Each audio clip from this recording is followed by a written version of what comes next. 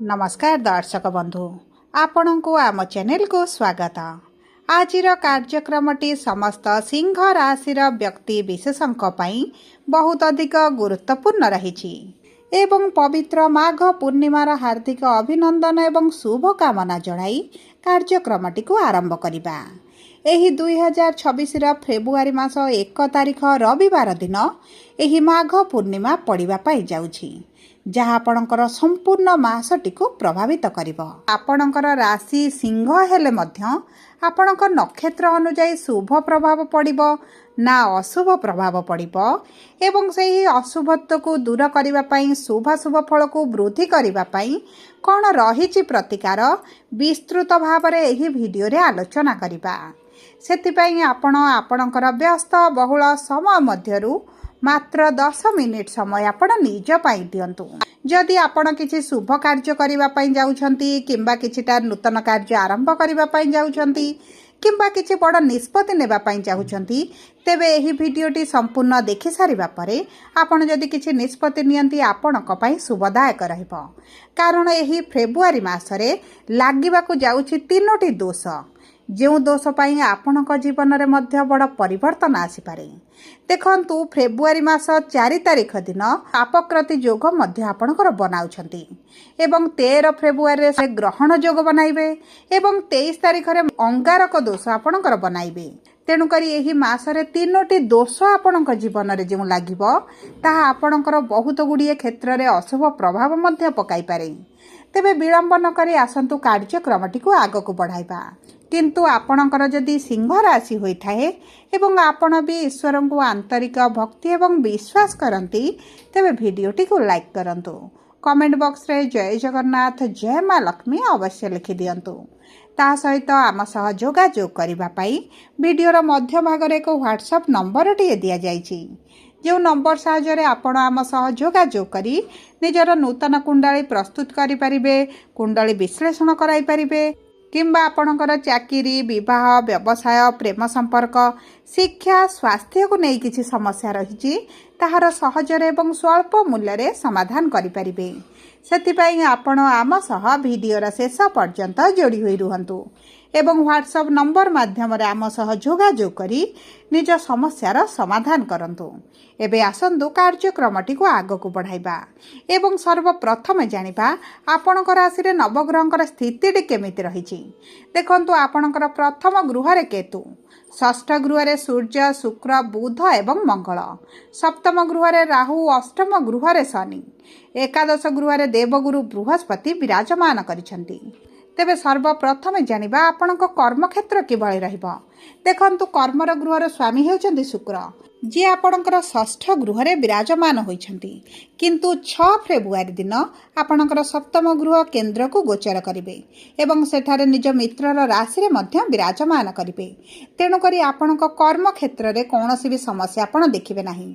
आपणक कर्म क्षेत्र रे आपणको शुभ फल प्राप्ति हेबो। ता सहित देखंतु जेहेतु आपणकर राशि रे स्वामी सूर्य आपणकर षष्ठ गृह रे अछंती एवं 13 तारिख दिन आपणकर सप्तम गृह को आसी ग्रहण जोगटी बनाइबे।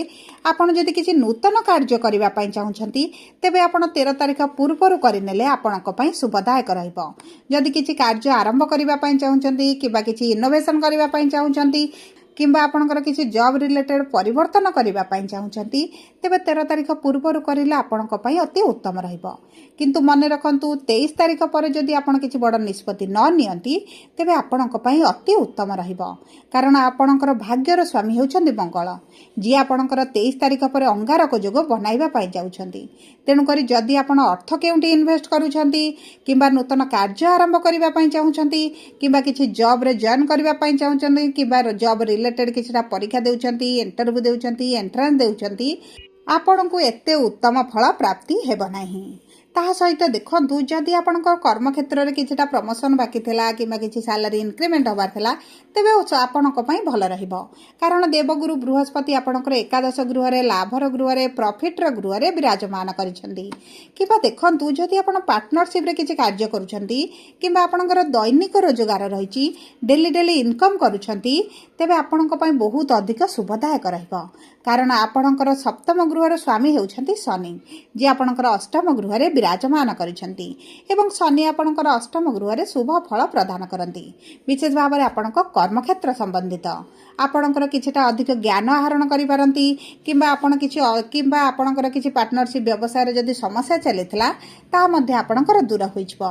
ता सहित जदि आपण विदेश जाबाकू चाहुतिला आपणक कार्य को नहीं किंबा आपण विदेश रे पूर्वरु रहिछंती तेबे आपणकर कैरियर रे मध्ये परिवर्तन आसीबो।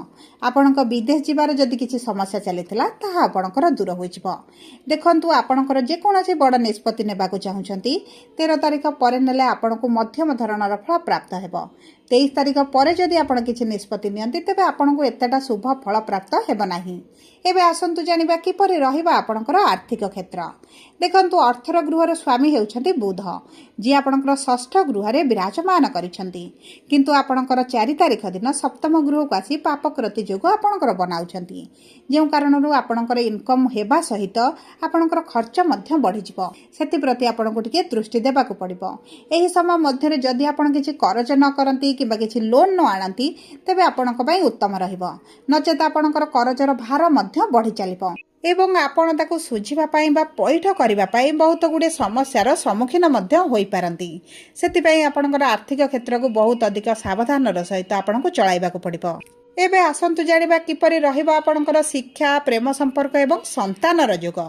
देखंतु शिक्षा पई बहुत भल समय रहिछि। आपणकर जदि किछि परीक्षा रहिछि इंटरव्यू रहिछि किंबा आपणकर किछि एग्जाम देउछंती क्लास प्रमोशन पई हेउ किंबा जे कोनोसी शिक्षा संबंधित आपणको शुभ फल प्राप्ति हेबो। कारण गुरुंकर सप्तम दृष्टि आपणकर शिक्षार गृह उपरे रहिछि। आपणकर जश ख्याति मध्य वृद्धि घटिबो। जदि हमें देखिबा आपणक प्रेम संपर्क को तेबे आपणक प्रेम संपर्क को जदि आपण विवाह परिणत करबा पई चाहुचंती तेबे अति उत्तम समय आपणक पई रहिछि। देखंतु एही समय मध्य रे आपणक प्रेम संपर्क रे जदि किछिटा समस्या रहितला तेबे सेही समस्या गुडी को मध्य आपणकर दूर होइछबो। उभयक मध्य प्रेम संपर्क वृद्धि पाइब एवं उभयक मध्य जदि मनांतर मतांतर भली किछि परिस्थिति चलीथिला सेथिरे मध्य परिवर्तन आसीबो। किंतु मने रखिथांतु आपणकर लग्न रे बा आपणकर राशि रे केतु विराजमान करिसंती जेउ कारणरो आपणकर टिके असंतोष होई पारे आपणकर टिके डिटाचमेंट बढ़ी पारे किंबा आपणक संपर्क रे किछि ना किछि त आपणकर समस्या मध्य देखि पारंती। सेति प्रति आपणको दृष्टि देबाकू पड़िबो। आपणको वाणी को बहुत अधिक नियंत्रण करबाकू पड़िबो। एबे आसंतु जानिबा किपरि रहिबा आपणकर विवाहर जोग एवं वैवाहिक संपर्क। देखंतु विवाहर जोग आपणकर बहुत भल रहिछि। जदि आपणको विवाह पूर्व समस्या आछुथिला तेबे आपणकर सेही समस्या गुडिक दूर होई जिवो। किंतु वैवाहिक संपर्क रे आपण किछिटा समस्या देखि पारंती कारण विवाह गृह रे राहु विराजमान करिसंती। ता सहित जेतेबेले 4टी ग्रह आपणकर सप्तम गृह रे प्रवेश करिवे एवं सेठारे 3टी दोष मध्य सृष्टि करिवे।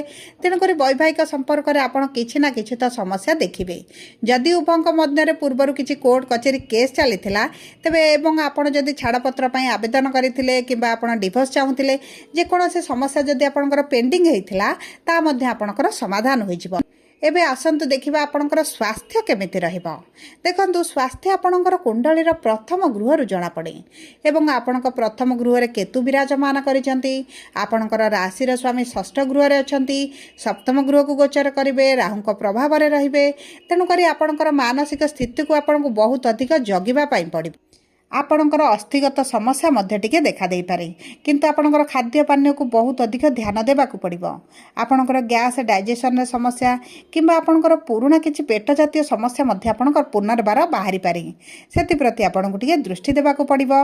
विशेष भाव में जदि आपण किछि दूर यात्रा करूछंती किंबा ट्रैवल करूछंती तेबे आपणकर खाद्य पानीय को बहुत अधिक जगंतु नचेत आपणकर फूड पॉइजनिंग भली मध्य किछिटा समस्या देखा दे पारे। सब पर अशुभत्व को दूर करबा पई शुभ फल को वृद्धि करने आपण प्रतिदिन सूर्य को प्रातः समय जल अर्पण करंतु।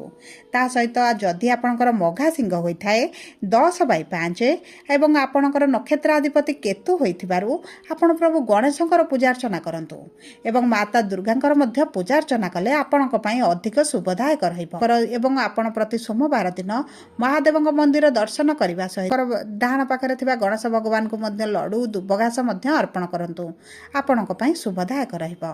जदि आपणकर पूर्व फाल्गुनी सिंह राशि होइथाए 11/5 एवं आपणकर नक्षत्राधिपति शुक्र होइथिबारु आपण चेष्टा करंतु गाय को किछिटा खाद्य देबा पई किंबा किछि गरीब लोकंकु किछिटा डोनेट करबा पई।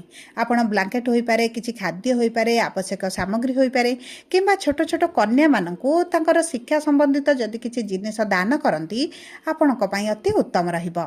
जदि आपणकर उत्तरा फाल्गुनी सिंह राशि होइथाए 12/5 एवं आपणकर नक्षत्राधिपति सूर्य होइथिबारु आपण सूर्य को प्रातः समय जल अर्पण करने सहित हृदय आदित्य स्रोत प्रतिदिन पाठ करंतु एवं चेष्टा करंतु पाखरे एक नाली रंगर रुमालटे रखिबा किंबा चेष्टा करंतु आपण कला रंगर वस्त्र ठारू दूरे रहिबा पई आपणक पई अति उत्तम रहिबो। जदि आपणकर सिंह राशि होइथाए वीडियोटी किभଳି लागला कमेंट बॉक्स रे लिखि जणांतु। जदि आपणक प्रियजनकर सिंह राशि होइथाए वीडियोटी तांको सहित शेयर करंतु।